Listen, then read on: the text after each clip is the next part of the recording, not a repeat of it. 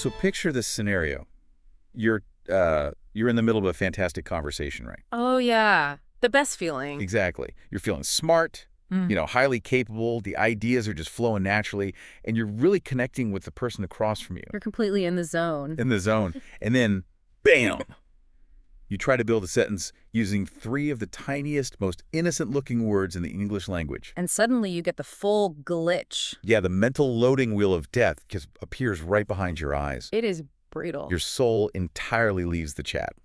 You just find yourself staring into space, panicking, stammering out something horrific like, I have B. Like the language just jumped out of an alley and attacked you. Yes, exactly.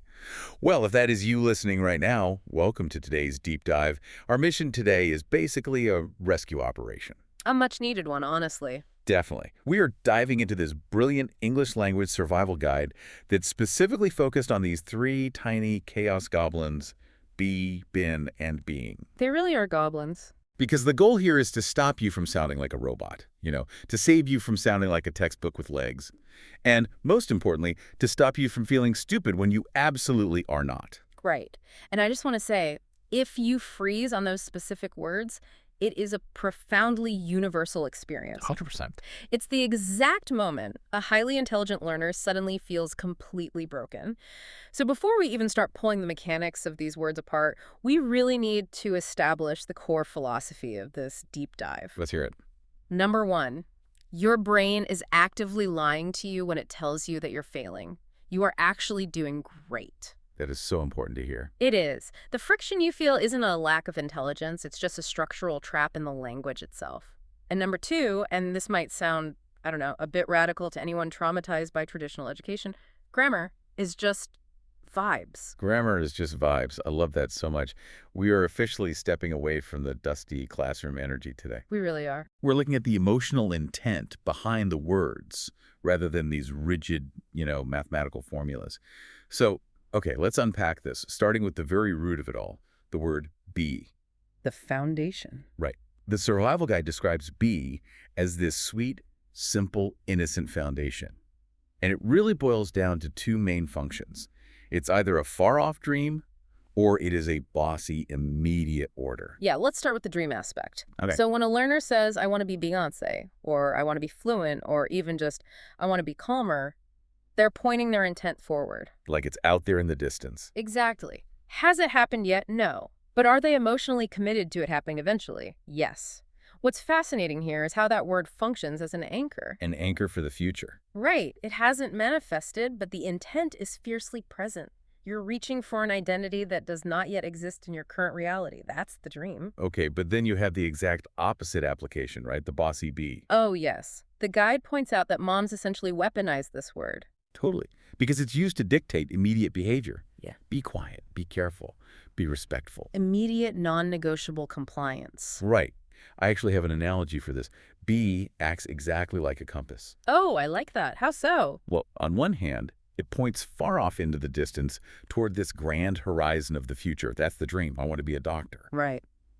But on the other hand, it can point strictly and aggressively at the ground right in front of your feet. That's the demand. Be on time. Directly down. Yeah. But, okay, I have to push back here for a second. Why do we use the exact same tiny word for our grandest, most beautiful life aspirations, and also for telling someone to sit down and shut up? It seems like a glitch, right? Mechanically, that seems like a massive flaw in the language. Well, if we connect this to the bigger picture, it actually makes perfect philosophical sense. Okay, convince me. What be does linguistically is it strips away all other actions. It doesn't care about the mechanics of running or jumping or studying. It just ignores them. Exactly. It focuses purely and exclusively on existence. It's either the existence you're aspiring to achieve someday, like the dream of existing as a fluent speaker, or it's the existence someone is forcefully demanding of you right now. Exist in a quiet state immediately. Yes. It is pure existence, stripped of all other complications. Think about the difference between a parent yelling, "Stop talking," Wow. versus "Be quiet." Oh, wow. Yeah. Stop talking is attacking an action. Be quiet is demanding a fundamental shift in your state of existence. That is a massive distinction. It's not just an infinitive verb, it's a command of identity. Precisely. Which makes sense why it feels so foundational. It's all about where we're going or what we must exist as right now. But that logically brings us to a timeline problem. The missing piece. Right. If B is pointing to the future dream or demanding a present state of existence, what happens to the existence we've already accumulated? We can't just ignore the past? No, we have to shift the timeline backward. And that brings us to the second chaos goblin bin. Ah, yes. And according to the source material, bin is the needy one. So needy. It's like the clingy word of the English language. It absolutely cannot function alone. It refuses to be solitary. It desperately requires an emotional support buddy to even exist in a sentence, and that buddies always have or has. It completely refuses to go anywhere without its support system. But once it has that support, bin projects two distinct vibes. Okay, what's the first one? The first is experience.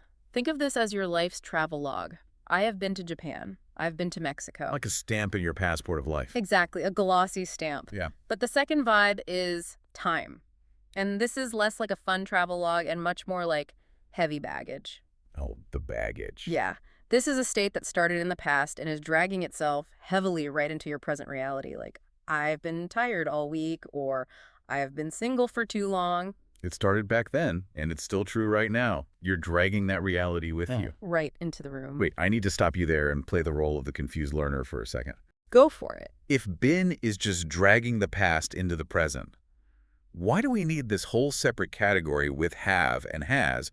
Why can't a learner just use the simple past tense and say, I was tired all week instead of I have been tired all week? I mean, it means the same thing, doesn't it? It actually means something fundamentally different to the native ear. Really? When you say I was tired, you are putting that exhaustion in a closed box. It happened, it's over, the box is taped shut. So you're probably not tired anymore. Right. But when you say I have been tired, you're telling the listener that the box is still wide open. Oh, I see. The exhaustion started on Monday, it bled into Wednesday, and it is currently sitting right here in the room with us. The word been has a drag coefficient. It refuses to let the past go. That completely reframes the dread of learning the present perfect continuous tense. It's just an open box. That's all it is. Which brings up a very specific, very horrific mistake that learners make when they get tangled up in these rules. Oh no, I know where you're going with this. The source calls it the broken GPS mistake. The dreaded phrase, I am been. Oh, the human brain literally glitches when it hears that. It is a total train wreck of a sentence.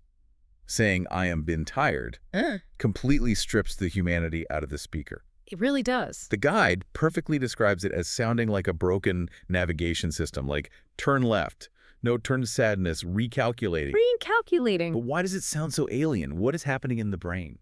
Well, think about the cognitive dissonance happening in the listener's brain when you say, I am been. Am is an absolute declaration of right this very second. It's immediate. Right. Been, as we just established, is an accumulation of the past. So when you smash them together without the bridge of have, you're commanding the listener's brain to process two conflicting timelines simultaneously. You're saying I currently exist right now in a state of already happening. Exactly. It causes a temporal paradox in the sentence, which is why it sounds like a robot short-circuiting. Let's build on that with a visual. I like to think of bin as a really heavy trailer. Okay, a trailer. Yeah, it's packed full of your life's luggage. It's got all those great travel logs from Japan, and it's got all your heavy emotional baggage of being tired all week. A very full trailer. But it's just a trailer. It has absolutely no engine of its own. It's just sitting there on the pavement. Right, it can't move. It absolutely needs the truck of have or has to hitch up to it and pull it forward into the sentence. I have been.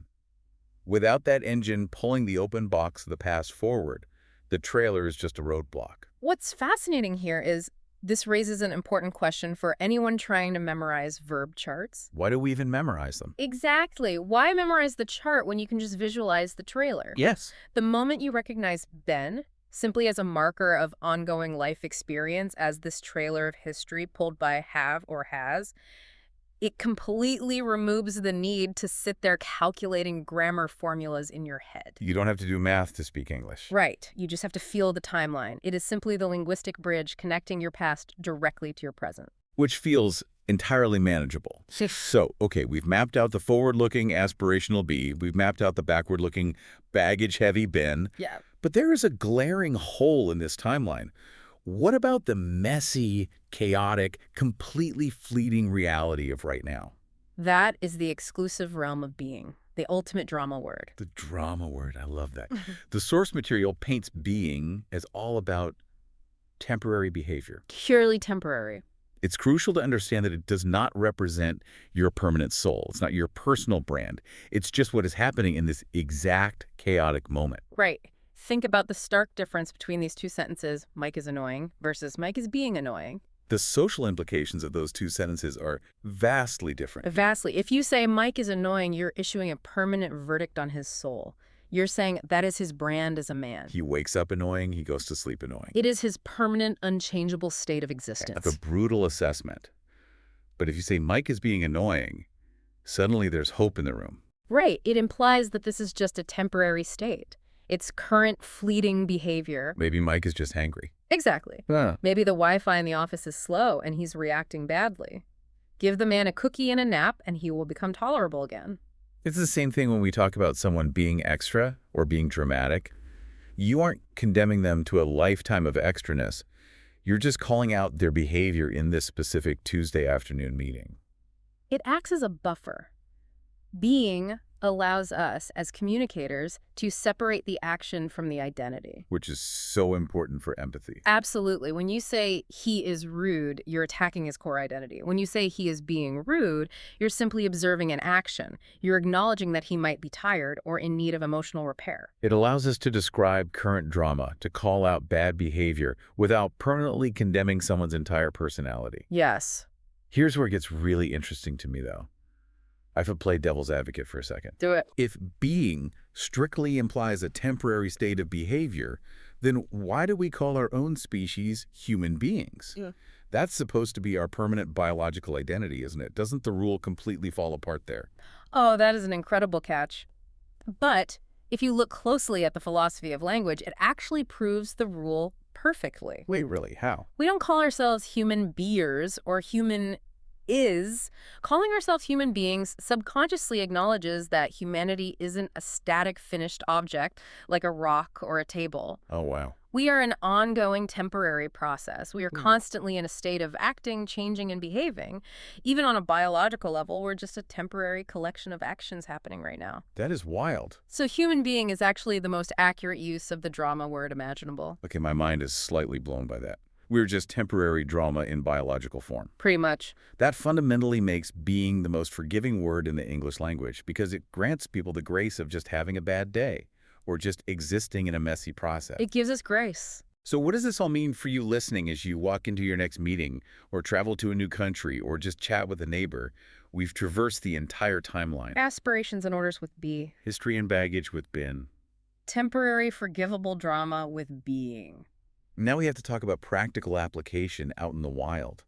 Because the source talks about this place called the Mistake Lab. Ah, yes. The hypothetical, sterile lab where broken English goes to heal. Where a sentence like, I have been hungry since morning, gets patched up into, I have been hungry since morning. Or where, why are you being so loud, gets corrected to, why are you being so loud? It is a place of heavy cognitive load. And the ultimate goal of this survival guide isn't to live in the mistake lab obsessing over errors. No, not at all. The goal is to get out of the lab entirely, which is why the source champions this concept of the lazy person's trick. Best trick ever. Instead of memorizing complex tense structures, you just align the word with your intent.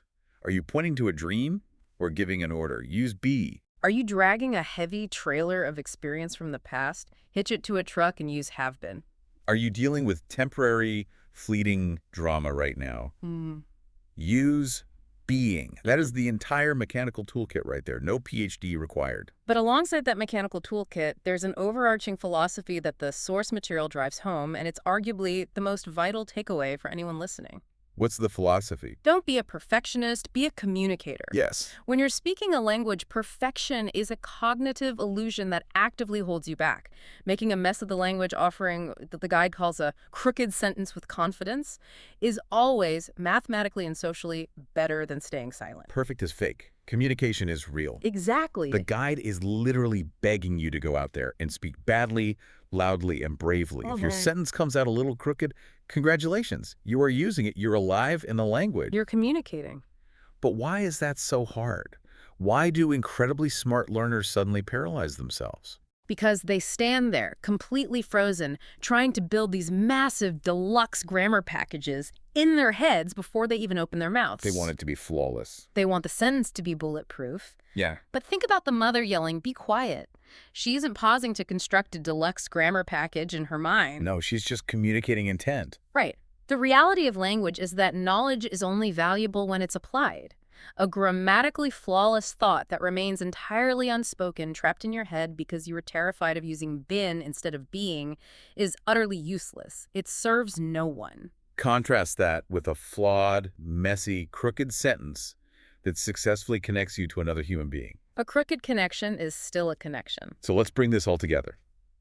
If you're a learner and you find yourself struggling with the mental loading wheel of death, let me validate your journey right now. You're not alone. Remember the core mantra.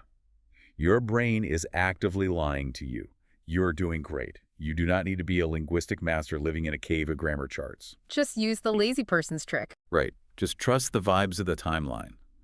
Let be hold your dreams and commands. Let been carry the heady luggage of your past.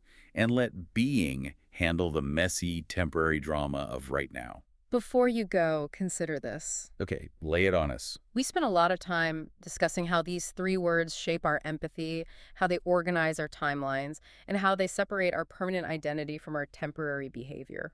Like with Mike being annoying. Right. But think about how we can use this exact same grammar rule to change our own internal monologue. Oh, wow. How do you mean? The next time you feel overwhelmed, instead of telling yourself, "I am bad at English," which, as we know, attacks your permanent identity. It labels your soul. Exactly. Instead of that, try using the drama word. Try saying, "I am being challenged by English today." Oh, I love that. It's temporary, it's just the current drama, it grants you the grace of a messy process, and it leaves room for the dream of what you will be. That is incredibly powerful. I am being challenged. It changes everything. Mhm. The mental loading wheel of death does not need to appear. Your soul can firmly stay in the chat. It really can. You have the tools, you have the intent, and you have the absolute permission to be wonderfully confidently messy. Keep speaking bravely, and we will catch you on the next deep dive.